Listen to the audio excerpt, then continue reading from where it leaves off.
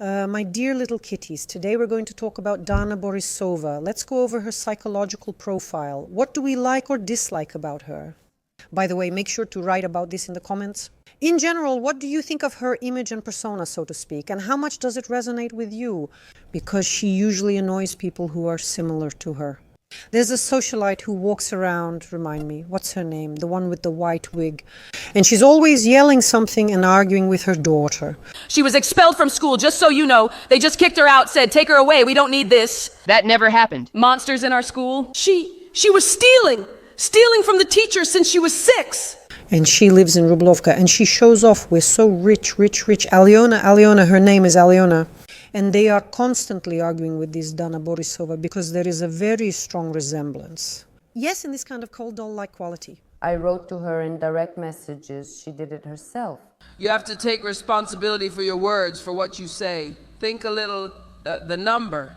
Dana Borisova, on one hand, she seems so natural, down to earth, very kind, open, charismatic, easygoing, so relaxed, and she always says things as they are. She doesn't exactly make people fall in love with her, but she does make them feel comfortable. So you don't expect her to have any hidden agenda or to set you up.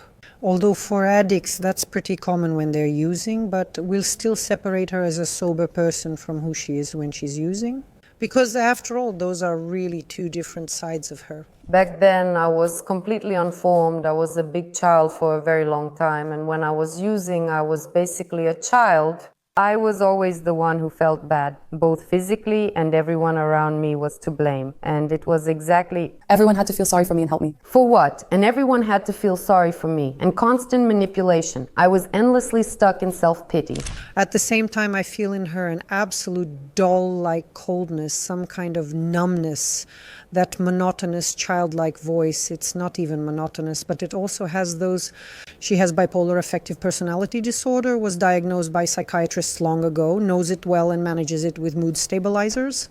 And that's actually very noticeable. I have mixed type bipolar disorder, and my mood changes throughout the day. I experience strong mood swings with mania early in the morning and again after 9 p.m. While text not shortened by 19%, by kapag. So, and in between, that's the scariest part. And in between, it's almost depression. And even though I'm on lifelong therapy and I'll never be cured and I have to take them. But sometimes it feels like the dosage increases, especially during interviews.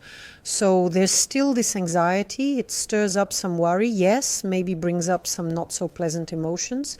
She dulls them slightly, sitting there clearly having overdone the psychotropics. Yes, and she's a little out of it, and it's even kind of hard to tell if she's using right now or if she's sober. Because overall she kind of has this look, you know, this sort of monotonous way of speaking. Like, and I went there and I saw those stars in Africa. I said I wouldn't fight with Rishka Chikipiki, but they told me, you will fight with Rishka Chikipiki. And so that's how she talks. And of course it all comes together. Yes, besides a bar, yes, which she has.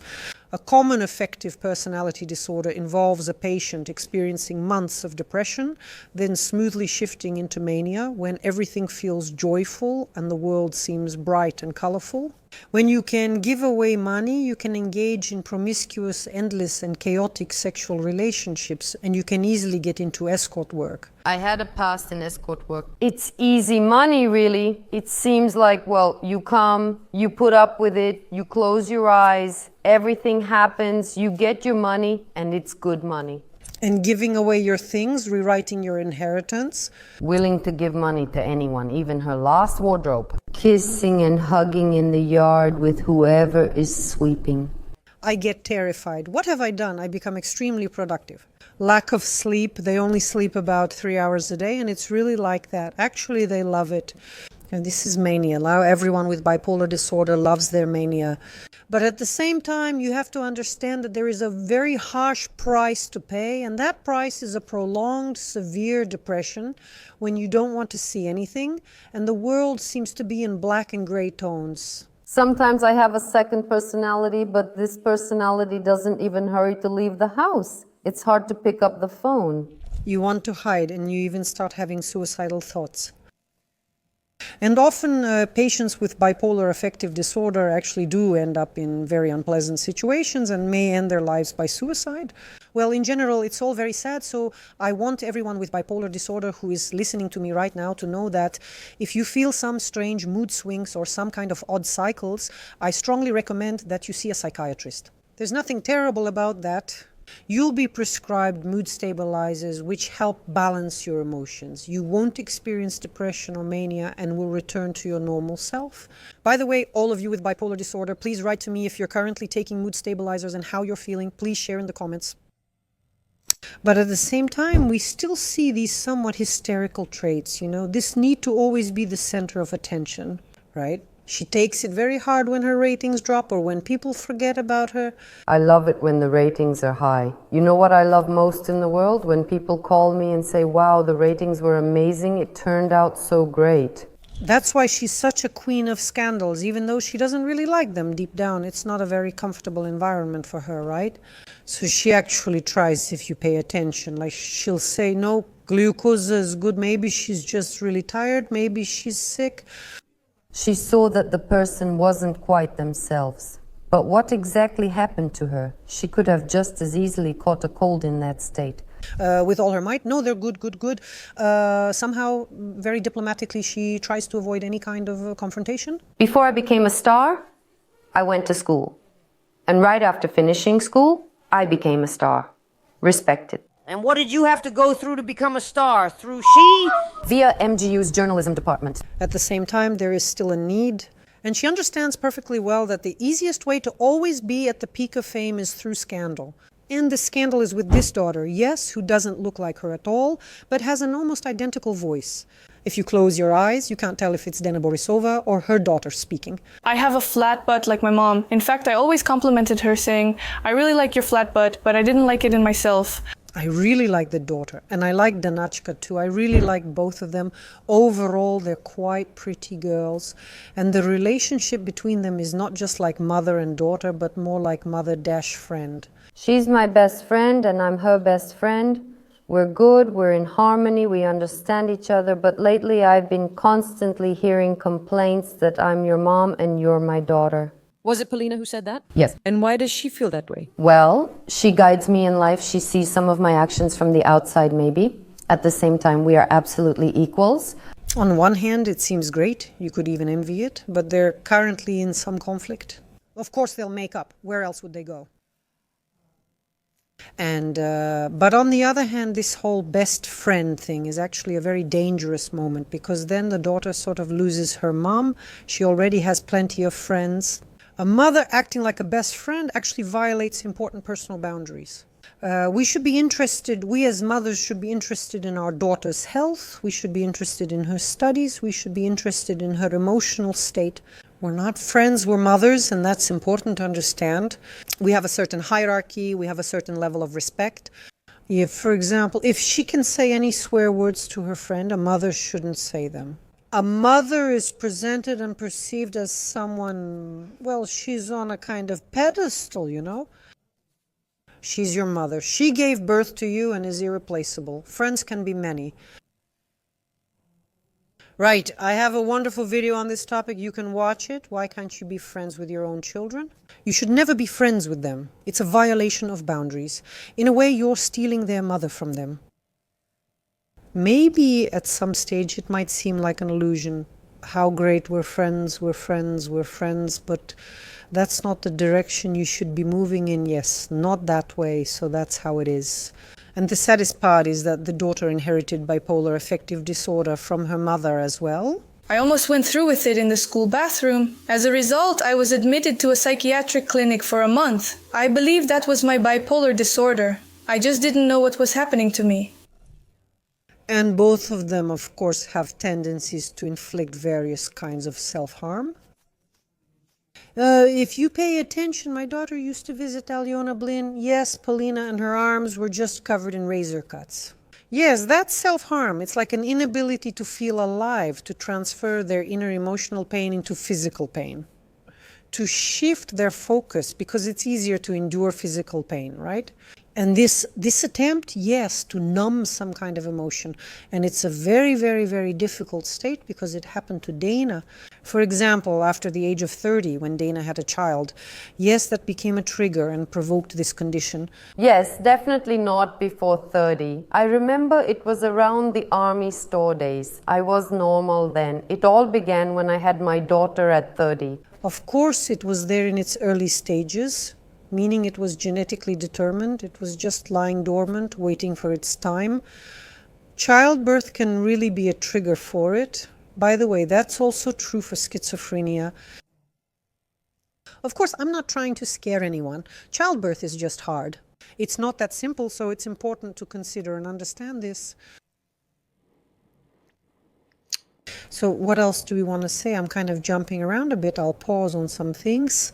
Well, yes, their relationship is complicated right now, but on the other hand, I understand why their relationship is complicated. Because she picked, let's say, a pretty inadequate guy, so she left to live with him, and now she's living with him. At the same time, she asks her mom for money and runs back for some of her things. Of course, it's hard in a man's apartment. There's no hairdryer, nothing, none of my jars or bottles, but still, I'm happy that I moved out from my mom's. By the way, this is a gift from Arthur. I really liked this pig in the store once, and he bought it for me. After I turned 18, she stopped giving me money, so I have to support myself. She also won't let me into our apartment. I have to call the police to get my things. If you found a rich businessman, as you say, you probably won't need money or things. Calm down and focus on your own life. There's no money there. She ended up with some pathetic little guy, yeah, but of course that guy lasted only 3 days. So you can see she's a very active girl and there will be plenty of men in her life. Everything is still ahead of her. And that's why Dana, of course, it kind of kills her.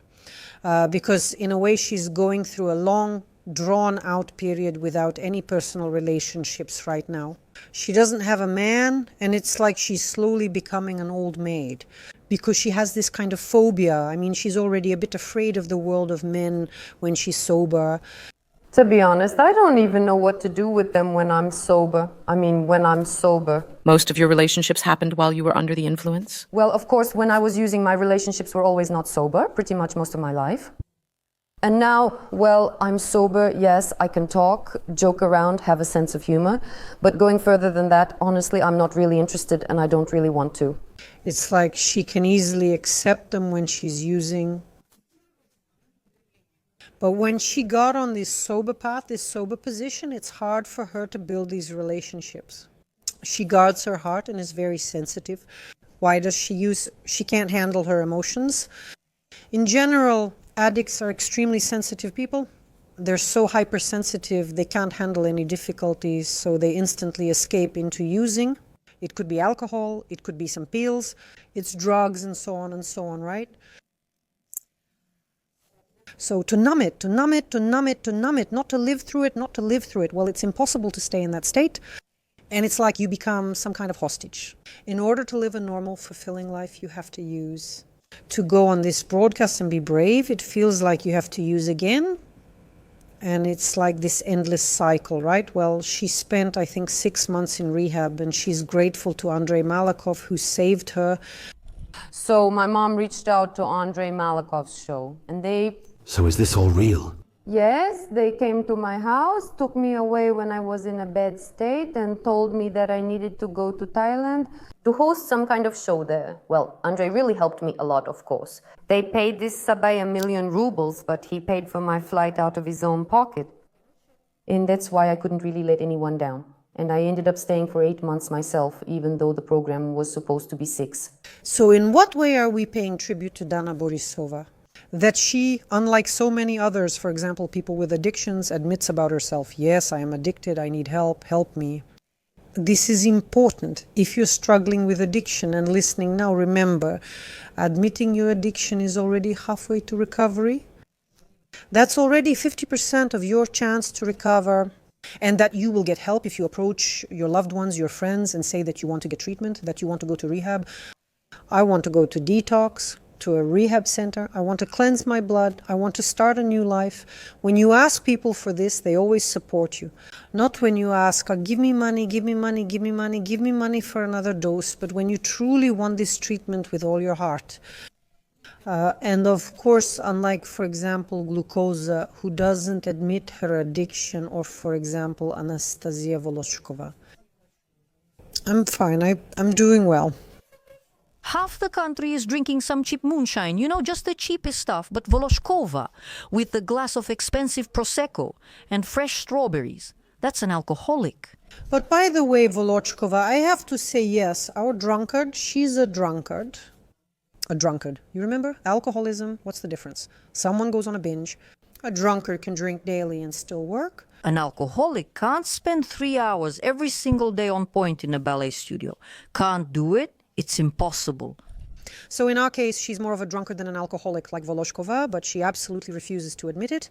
She goes into denial. She suppresses everything. She doesn't want to face her own painful side, yes. And she's just stuck in this narcissism, coldness, and detachment. Volochkova lost her honor and dignity to drinking long ago. Dana Borisova said it's time to help the ballerina. Excuse me, but is some old hag really going to tell me how much food I should eat or how much of my favorite Prosecco I should drink?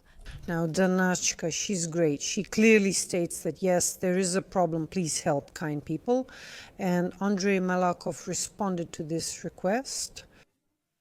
As I understand it, he financed her entire trip. She was there for 6 or even 8 months, and according to her, she came out a different person, and that's really true. So those who get into a good rehab have full programs like the Narcotics Anonymous program, the Just for Today program, I'll Be Sober, the diary, the 12 steps. Everything is written down, all my apologies and so on, all feelings, motives, and impulses are acknowledged. The motivational and volitional component is trained, leading to significant improvement. This is the most effective approach, so I urge all relatives of addicts to remember this. The 12-step program is the most effective. That's why your task, even if the person doesn't have their own desire to recover, even if their self-criticism is reduced, you still need to get them into this program by any means necessary. First, they detox, cleanse their blood, experience withdrawal, then enter rehab. These actions can be done involuntarily. I still support involuntary hospitalization in such serious cases. Well, and you understand that, for example, there's no critical thinking left there. He no longer evaluates the reality he's in. So if we're talking about our loved ones, I'm in favor of restraining them and taking them away, just like that. Please write whether you support my idea, in this case restraining and taking them away. I understand that there will be some percentage of people abusing their authority. Someone might restrain and take away a wife they don't like, someone they want to get rid of. It doesn't matter if it's to a psychiatric clinic or to rehab. Yes, there will always be such cases, but they will happen anyway. So a person, someone who wants to cross that line and do something antisocial will do it regardless. But at the same time, we can save a large number of people, help a large number of these relatives.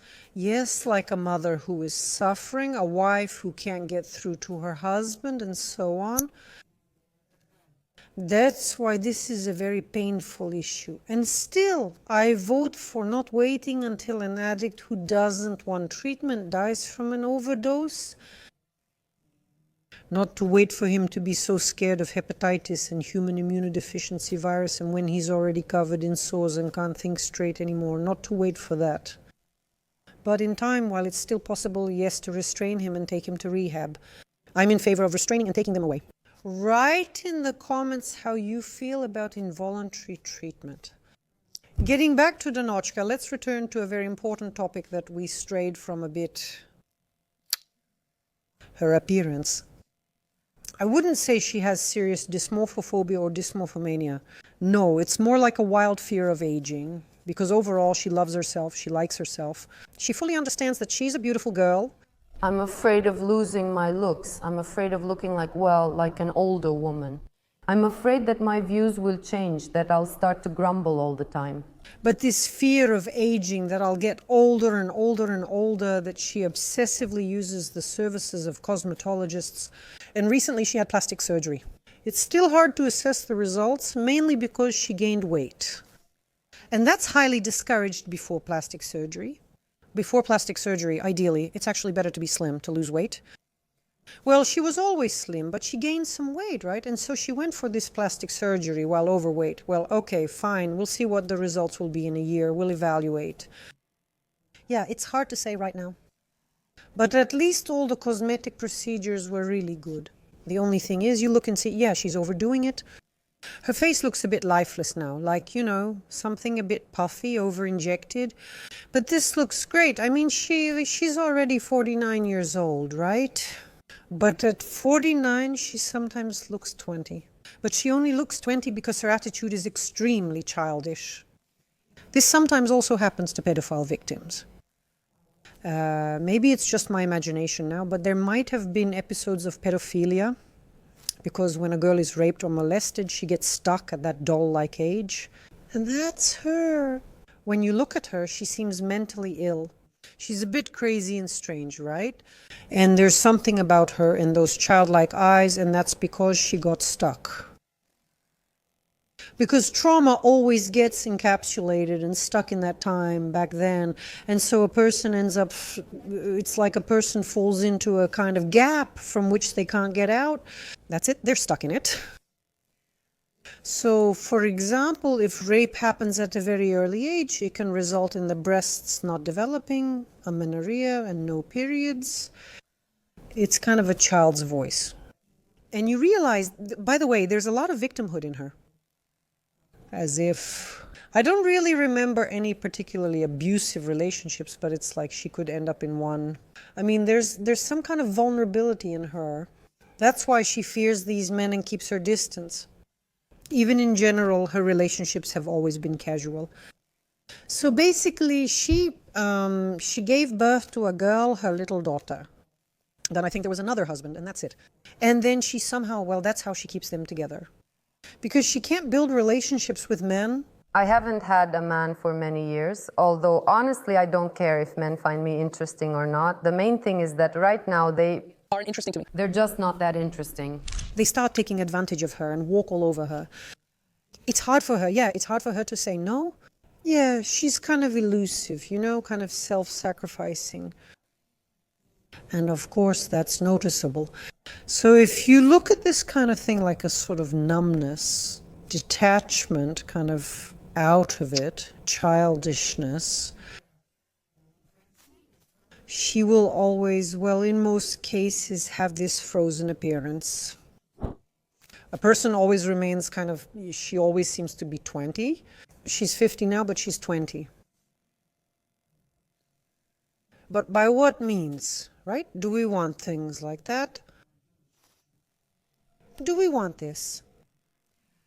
So what else can I say? Well, so, and you know, if we look at her as a whole, she seems to be all kind of nice, open, generous, charismatic, easygoing, and down to earth, just as she is. She arrived, she was the show's highlight. She is very bright. I love hype. I like it. She quickly attracts attention. And you listen to her with pleasure. I mean, you don't want to turn her off. She makes a loud statement about herself. And she's all kind of sparkling. And at the same time, she's such a cold doll. It's like she's made of glass. You can't just come up to her and say, Dana, I want to tell you something important. Can you imagine this and that happened to me? What do you think? You clearly understand that it's like knock, knock, knock, knock, knock. Who's there? And there's a bit of ice there. There's a bit of glass there. There's something a little like knock, knock, knock. There's a kind of coldness. By the way, her mom is a little out of it. Her mom is pretty hysterical. Do you know what else Polina wants to change? I'm almost afraid to imagine it. Nothing they want would surprise me now. I doubt it'll be her breasts, since they're already quite large. She might even get offended at me. She laughs and cries, and it's all mixed together. I saw this somewhere. There was some show, like Let Them Talk or something like that. Say, they were sorting out a conflict with their daughter. So the mom came, the dad was a bit out of it. So basically everyone there was a little bit off. And the mom was a clearly hysterical type. Yes, she would go into these very demonstrative emotional outbursts. So it's understandable that Danoshka turned out to be such a peculiar girl, and it's like you can't really reach her, you can't get through, you can't connect with her soul. Because everything there is kind of, I don't know, in some sort of suspended animation, it's kind of dried up, frozen over. Yeah, and she'll tell you, just forget it. Don't pay any attention. Don't even think about it. Just forget it. Hate breaks people. Oh my God, don't stress about it. Don't pay attention, just relax. If only it were that simple. Forget it. Oh my God. It's very simple. That's my little life hack. So she chooses to stay on a very superficial level of communication. And there it's like, just forget it. Don't pay attention. Everything is so easy. Everything is so beautiful. That's where she got stuck, so to speak. She just told it so interestingly. I saw it on Alyona Blin. By the way, Alyona really likes her for some reason. They remembered one episode. Remind me, what was that show's previous name? Dana Borisova has been around since 1990, though I think she started in 1993 hosting Army Store, that military show. I'm Dana Borisova, and from now on, you will regularly watch the new entertainment television magazine Army Store. Congratulations. She was a 90s sex symbol. She jumped in there so boldly. How did she do it? Where did she get those connections? There was no internet back then. Did she somehow live or sleep with them? How did she get in there? Why did she have such a long and successful career? She never really dropped out. She was always there, kept her finger on the pulse, had a crazy number of projects, and that's just phenomenal. Yes, you have to give her credit. But how exactly? We don't know. Maybe she had to go through so much crap. Maybe she had to do things you wouldn't even imagine, things you yourself would never agree to, right? But at the same time, it's like... And she didn't burn out overall, right? She managed to preserve herself. She went through all of that, through escorting, through substance use, through all of it. And at 49, she's still very well preserved. It's even surprising that she didn't fall apart. Yes, there's a certain eccentricity, like we already put her in a certain category. She just doesn't leave these interviews. She just lives there. There's this group of people who basically exist in interviews. We have Prokhor Shalyapin, Anastasia Voloshkova, Dana Borisova, and they just go from one interview to another, from one to the next. You already see them as oddballs, but they know if they stop doing interviews, people will forget them, reality shows won't invite them, and they won't make money unless they keep it up. So now it's almost obligatory, yet she's really embraced this eccentric lifestyle. Because I'm a controversial person, I like to think that lately, just like you said, my opinion has changed. Earlier, for example, when she ran the Army Store, people saw her not quite as a diva, but more as a sex symbol. She was a real bombshell, and the boys were crazy about her. And today, yes, there's this element of some kind of comedy, maybe even a bit of grotesqueness, yeah? All right, let's move on and see what else we can say about her, about this crazy frozen fairy tale. So she and Alyona were sitting together and remembered one incident that I just can't believe. Well, they kind of, I don't understand anything. Maybe I missed something. Please explain to me how it really happened. According to her, there was a show, I remember it very well, when there was the prank show, the one where they pranked celebrities. I remember they kidnapped Sobchak and she was screaming, "Do you even know who my parents are? Do you know who my dad is? Do you know who I am? Who are you? Do you know that you're going to have so many problems that you'll regret ever coming to this country?" And so they played a prank on Dana Borisova. How? They put everyone, about 7 people, into a crop duster, into a plane, including Dana Borisova. The plane took off, and she had to push some big teddy bear out of the door. They opened the door, and suddenly, she says, people who were flying with her started jumping out one after another. That is, the whole film crew jumped out, the pilot jumped out, and she was left alone in the plane. And as if Yakubovich was telling her over the radio what she needed to do.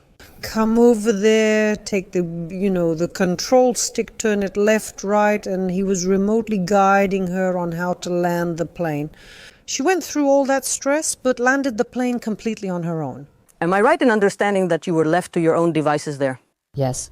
And you could, in principle, leave at any moment on your own, but without any equipment? Yes, with nothing. I had the option to follow the example of the pilot and the cameraman. to go out there with nothing. I just imagined it now and realized that in principle you could have just really flown out of there and you would have just crashed to your death. Yes. I'm confused. Did I miss something? Did she make something up in some kind of drug-induced delirium? Or was it actually true? Do you know about this episode? What was going on there? So according to her, she was left alone on that plane. Everyone jumped out of that plane. She wanted to jump out too, but she didn't have a parachute. And she thought they were also jumping without parachutes. And she landed that plane all by herself with the help of some kind of manual. So, I mean, how realistic is this story? How true is it, right? Or is it just nonsense? Let me know. I'm just interested in breaking down this whole chronological chain, so to speak. A very scary episode, and it stuck with me. Apparently, I went through a shock. They actually harmed your health, including your mental health. Yes, they harmed my health. Maybe that was also some kind of trigger. All right, let's see if maybe I missed something so we can go over the main points together, okay? So, she's a very responsive girl. Yes, that's clear. I can't say that she has a high tolerance for hate. She looks like someone who isn't bothered by that hate at all. In reality, she's still a hypersensitive person. Everything hurts her, everything wounds her, but she tries to quickly, so to speak, push it all away. Next. So what's this interesting point? And what does her daughter accuse her of? She has periods of what even seems like social phobia. That is, she shuts herself in at home, turns on those Turkish television shows, and just eats. Eats? Why did she gain so much weight? I understand her. Sometimes I also want to close all the windows, since Mexico is an extremely sunny country. Here, it feels like the sun shines all day. So when you go to bed, it's like it's not completely dark yet. And at 6 in the morning, the bright sun starts shining through the window, and I close the curtains like a vampire. I just want to hide from the whole world and watch some television shows. And so she watches these Turkish television shows as if everything there is about relationships between men and women, about love, about something she never had in her life. Have you ever loved someone purely? I don't think so. And for me, because of my dependency, because of my immaturity, I had a huge number of completely meaningless relationships that didn't bring me any pleasure in terms of romance. So, according to her, that love never existed. Yes, there were some men, but none of it was real. It was all kind of a little bit fake. And it's like people live through these television shows. Why do our grandmothers love watching these shows? Because especially those people, let's say from Soviet times, they are so, well, you know, they worked in factories, they raised children. Life was so hard that there was no room for love at all. Today, these television shows let them feel that experience. You watch, and with every cell of your body, with every fiber of your soul, yes, you immerse yourself in this character, you identify with them. You live through these moments of joy, yes, these moments of tenderness, hugs, kisses, gifts, and so on and so on. And in Turkish television series, the man always carries a certain special scepter of masculinity. Yes, he is always generous. And there he shows his own special patriarchal, yes, touch. You be quiet, woman, as if every woman deep down dreams of being his wife. Not a hostage, but a beloved wife. You keep asking me to analyze this series. What's it called? Not New Century, but the other one, right? But I can't handle watching these 535,000 episodes. I just can't. And so she shuts herself away and watches these series. She leaves, right? Just like that. She escapes into a world of illusions, dreams, and fantasies. Yes? That's escapism. She's gone. She's not here anymore. She disappeared, dissolved into all of this. All right, we've talked about her daughter. Her daughter is wonderful. She got involved with some shady guy, but I think it won't last long. So, well, she's so cute right now, Danashka, like a little kitty, a little fox, right? Yeah. Of course, she has this willingness to please. There's a fear of responsibility, you know, a fear of growing up. Sometimes she's such a lazy girl, you know, just like that. She does something and then runs away. She's afraid to take personal responsibility, to say, I'm doing this myself. No, she only acts like a hired hand. She does something, runs away, and hides. She does something, runs away, and hides. Well, it's really a very childish attitude, kind of scattered. A glass doll? Yes, right. A wild fear of being forgotten. Of course, we've already talked about this. Right. She's afraid to offend. Everyone around her is so nice. She says everything as it is. Good.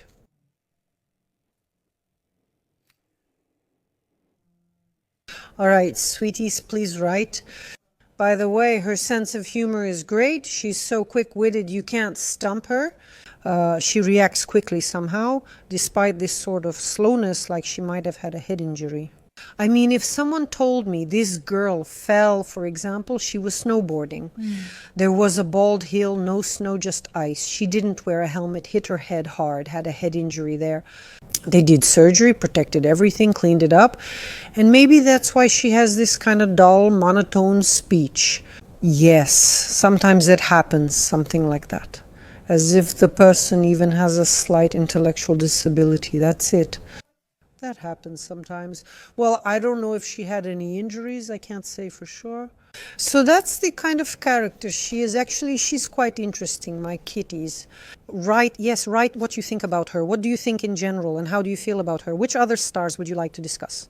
And I'm waiting for all of you in my psychotherapy group, where there are a huge number of videos that I've recorded over the past year. And this entire library that I've created over the year is available to you at a very modest price. Literally for the price of a cup of coffee. In Moscow, that's exactly how much a cup of coffee costs right now. The link to my group will be down below in the description. There we have videos, we have metaphorical cards, there are meditations, various exercises, I'm always in touch with you, and voice exercises. Every day you get something very, very, very important and useful from me. I'm always in touch with you there, non-stop. We have a very friendly community. No one hates anyone. Everyone writes whatever they want, yes, all their thoughts, their feelings, impressions, associations, and so on and so on.